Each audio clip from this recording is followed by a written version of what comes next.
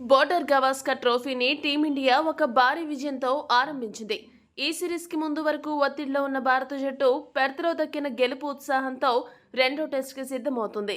మరోవైపు ఈ సిరీస్కి ముందు వరకు రెట్టించిన ఆత్మవిశ్వాసంతో కనబడిన ఆస్ట్రేలియా జట్టు మొదటి టెస్ట్ మ్యాచ్ ఓటమితో ఒత్తిడిలోకి వెళ్లింది. అదే సమయంలో భారత జట్టు స్టార్ ఆటగాళ్లు రోహిత్ శర్మ, శుభ్మన్ గిల్ తిరిగి జట్టులో చేరడంతో భారత బ్యాటింగ్ బలం పెరిగింది. ఇది ఆస్ట్రేలియాకి కాస్త మింగుడు పడని విషయమే. ఇదిలా ఉంటే ఆ జట్టుకి దెబ్బ మీద దెబ్బ అన్నట్లుగా ఇప్పుడు మరో ఎదురు దెబ్బ తగిలింది.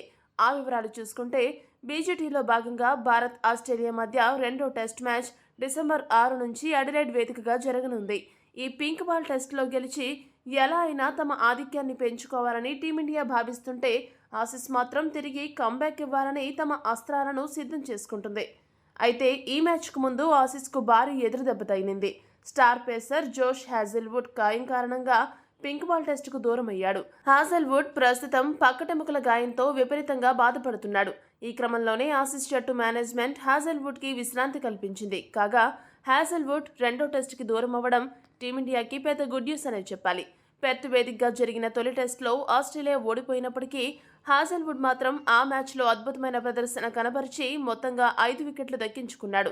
మొదటి ఇన్నింగ్స్లో టీమిండియా 150 పరుగులకు ఆల్అవుట్ కావడంలో హ్యాజెల్వుడ్ కీలక పాత్ర పోషించాడు. కాబట్టి హ్యాజెల్వుడ్ రెండో టెస్టుకి దూరం అవ్వడం టీమిండియాకి బాగా కలిసొచ్చే అంశమే. ఇక హ్యాజెల్వుడ్ రీప్లేస్మెంట్స్గా పేసర్లు సీన్ అబాట్, బ్రెండన్ డాగెట్లను జట్టులోకి తీసుకున్నారు. వీరిద్దరు జట్టులోకి వచ్చినప్పటికీ ప్లేయింగ్ 11లో మాత్రం మొదటి టెస్ట్లో బెంచ్కే పరిమితమైన స్కాట్ బోలెండ్కే అవకాశం దక్కే ఛాన్స్ ఉంది. ఈ వీడియో కనుక మీకు నచ్చినట్టయితే లైక్, షేర్, కామెంట్ చేయండి.